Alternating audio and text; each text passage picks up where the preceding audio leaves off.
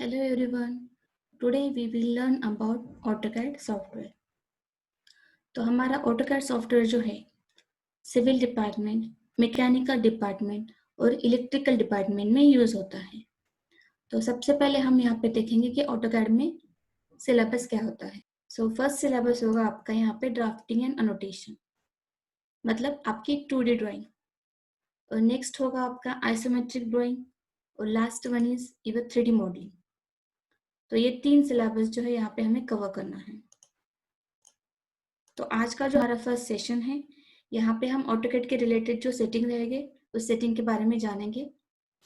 तो यहाँ पे गेट स्टार्टेड का आपको ऑप्शन शो कर रहा है और यहाँ पे स्टार्ट ड्राइंग। अगर आपको ड्राइंग स्टार्ट करनी है तो आप डायरेक्टली यहाँ पे स्टार्ट ड्राइंग का ऑप्शन यूज कर सकते हैं। और रिसेंट डॉक्यूमेंट का मतलब होता है आपने ऑलरेडी जो ड्राइंग क्रिएट की हुई है और उसको सेव किया हुआ है, तो आपको यहाँ पे रिसेंट डॉक्यूमेंट में वो शो करेगा ताकि आप यहाँ से इजीली उसको ओपन कर सको। तो मुझे यहाँ पे एक न्यू ड्राइंग स्टार्ट करनी है, तो स्टार्ट ड्राइंग के ऊपर सेलेक्ट करो।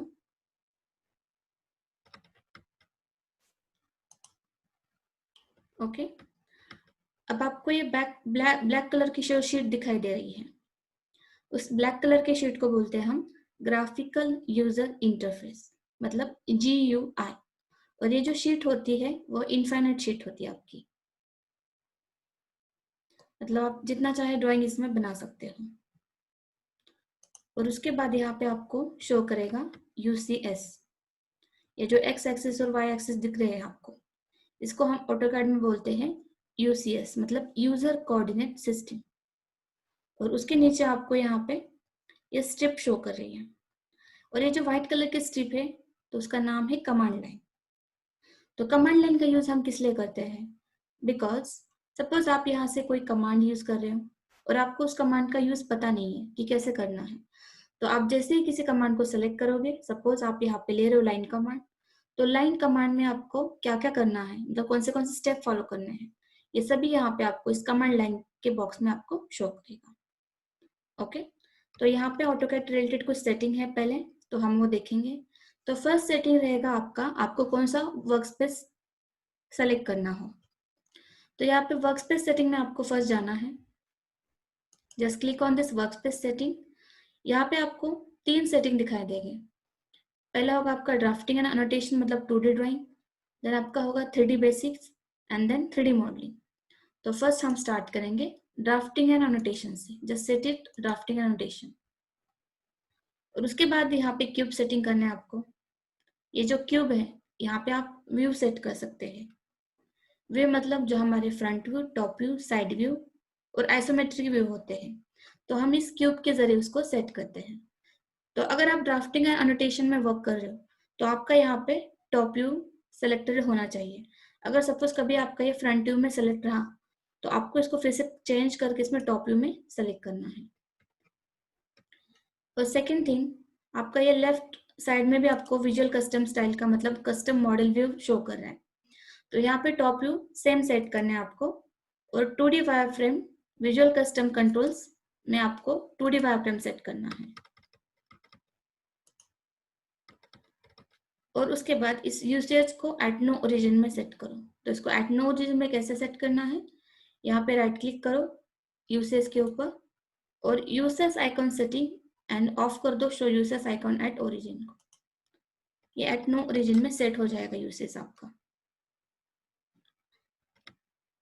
उसके बाद आपको यहाँ पे नीचे कुछ ड्राफ्टिंग टूल्स शो करेंगे। तो ये ड्राफ्टिंग टूल्स आप आपके कंपोनेंट की एक्यूरेसी इंक्रीज करने के लिए भी यूज कर सकते हैं।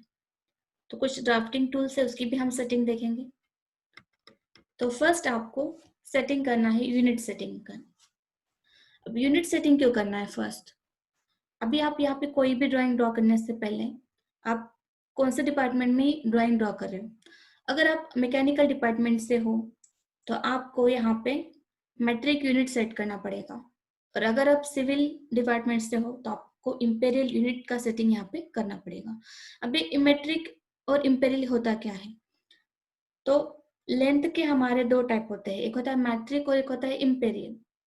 तो मैट्रिक में होता है मिलीमीटर, सेंटीमीटर और मतलब मीटर। और इंपेरियल में आपको आएगा फीट और इंचेस। तो उसके सेटिंग हम यहाँ पे करेंगे फर्स्ट। तो यहाँ पे यूनिट सेट करने के लिए शॉर्टकट कीज मैं यूज कर रही हूँ UN enter. UN enter for drawing unit setting, ये हमारा शॉर्टकट कीज है।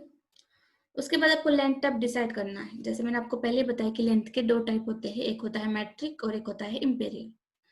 तो हमारा जो मैट्रिक होता है तो हम मैकेनिकल में यूज करते हैं और इलेक्ट्रिकल में यूज करते हैं।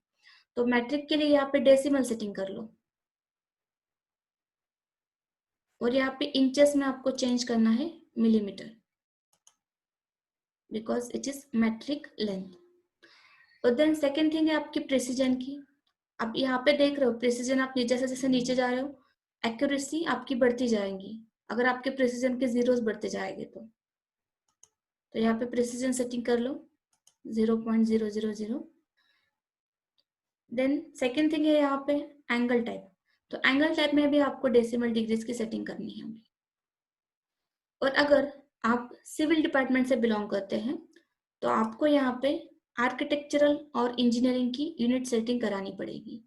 अगर आप यहाँ पे इंजीनियरिंग सेलेक्ट कर रहे हो तो आपको यहाँ पे प्रिसीजन वैल्यू आपको इंचेस और फीट में दिखाई देगी।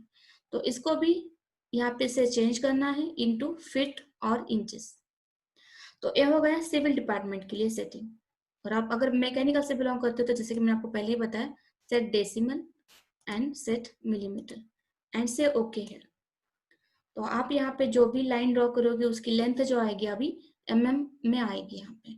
ओके, तो ये हो गया यूनिट के रिगार्डिंग। अब सेकेंड चीज देखेंगे हम भी। यहाँ पे एंटर करो shortcut keys OP enter. OP is the shortcut keys for option. So OP enter कर दो यहाँ पे।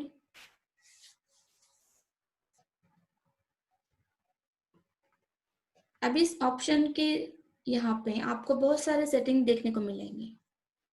तो फर्स्ट होगा आपका display setting. Display in the sense यहाँ पे आपको विंडो जो शो करी, ये वाला रिबन टैब बोलते हैं हम इसको। तो इस रिबन टैब के अगर यहाँ पे कलर चेंज करना है रिबन टैब का, तो कलर स्कीम में आओ और उसका कलर लाइट कर दो यहाँ पे और अप्लाई करो नीचे अप्लाई। तो आपको जो ये ब्लैक कलर में आपकी टैब शो कर रही हो अभी लाइट कलर में शो करेंगी, लाइक दैट।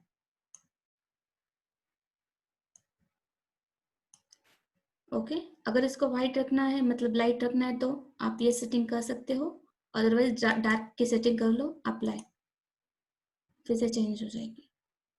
और आपको नीचे भी एक डिस्प्ले फाइल टैब के नीचे कलर का ऑप्शन शो करेगा, तो वो आपका चेंज करेगा शीट कलर। सो कलर्स के ऊपर सेलेक्ट करो सी, और यहाँ पे कलर फॉर्मेट आप चेंज कर सकते हो। सपोज आपने यहाँ पे सेलेक्ट किया व्हाइट कलर और अप्लाई एंड क्लोज कर दिया, तो सी आप यहाँ पे देख रहे हो आपका जो शीट कलर है वो व्हाइट हो गया यहाँ पे। So as per your requirement आप शीट का कलर चेंज कर सकते हो यहाँ से। तो बाय डिफॉल्ट जो कलर होता है मैं फिर से सेट करती हूँ black colour and apply and close and से ओके हियर। तो ये हमने देखा हमारा डिस्प्ले और शीट की सेट मतलब कलर कैसे चेंज करना है। उसके बाद आता है हमारा ये कर्सर। अब ये जो आपको कर्सर शो कर रहा है यहाँ पे, तो इस कर्सर को हम नॉर्मली बोलते हैं ऑटोकैड में cross hair cursor. Okay, so this is called cross hair cursor.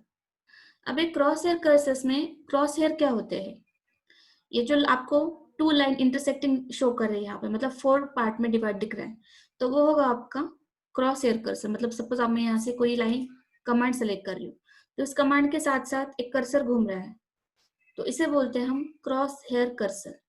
Okay, just escape कर दो यहाँ से सी। आप जैसे कमांड को एस्केप कर दोगे एग्जिट कर दोगे फिर से आपका एक कर्सर आपको शो करेगा और उसके अंदर जो आपको एक रेक्टेंगुलर बॉक्स शो कर रहा है तो उसे बोलते हैं हम पिक बॉक्स। ओके, सो एक पिक बॉक्स क्या होता है और क्रॉसर क्या होता है ये तो आपको पता चल गया यहाँ पे। तो मुझे अभी बताना है आपको, अगर आप ड्रॉ टूल बार में से किसी कमांड को सेलेक्ट कर रहे हो तो वहां पे आपका सिर्फ क्रॉसर शो करेगा। जैसे हियर सपोज आपने लाइन कमांड सेलेक्ट की तो यहाँ पे आपको सिर्फ क्रॉसहेयर शो करेगा, आपका पिक बॉक्स यहाँ पे शो नहीं करेगा। और अगर आपने मॉडिफाइड टूल बार में से किसी कमांड को सेलेक्ट किया यहाँ पे तो यहाँ पे आपका सिर्फ पिक बॉक्स शो करेगा, क्रॉसहेयर आपका शो नहीं करेगा यहाँ पे। ओके, आपने सब कुछ एस्केप कर दिया तो यहाँ पे पूरा कर्सर आपको with crosshair and with pick box show करेगा। अब हम देखेंगे इस क्रॉसहेयर और पिक बॉक्स की सेटिंग के रिगार्डिंग। तो इसके लिए भी आपको फिर से ओपी एंटर करना पड़ेगा। ओपी एंटर कर दो। तो यहाँ पे आपको क्रॉस हेयर साइज शो करे यहाँ पे। तो ये जो क्रॉस हेयर साइज है तो आप उसको इंक्रीज कर सकते हैं यहाँ से। अगर आपने इसको बहुत इंक्रीज कर दिया, अप्लाई कर दिया और ओके कर दिया, तो सी आपकी जो साइज है क्रॉस हेयर की वो बहुत ही इंक्रीज हो गई यहाँ पे। तो एक्चुअली अगर आप यहाँ पे कोई कमांड ले रहे हो तो आपको यहाँ पे इस तरह से वो दिखेगा। सो बेटर वे कि आप क्रॉस हेयर की साइज कम ही रखो। फिर से ओपी एंटर कर दो, उसकी साइज कम कर दो क्रॉस हेयर की। सो नॉर्मली हम इसको 8 to 10 के बीच में रखते हैं एंड अप्लाई एंड से ओके। सो नॉर्मली हमारी 8 to 9 के बीच में उसको साइज रखो। अभी नेक्स्ट देखते हैं हम यहाँ पे पिक बॉक्स सेटिंग कैसे करनी है। ओपी एंटर कर दो यहाँ पे और यहाँ पे आ जाओ आप सिलेक्शन में। इस सिलेक्शन में आपको पिक बॉक्स साइज शो करेंगे। तो अगर आपको इसकी साइज इंक्रीज करना है तो आप यहाँ से कर सकते हो एंड से अप्लाई एंड ओके। यहाँ पे आप देख सकते हो आपकी पिक बॉक्स की साइज इंक्रीज हो गई है। तो इस तरह से आप क्रॉस हेयर की और पिक बॉक्स की साइज को कम ज्यादा कर सकते हैं।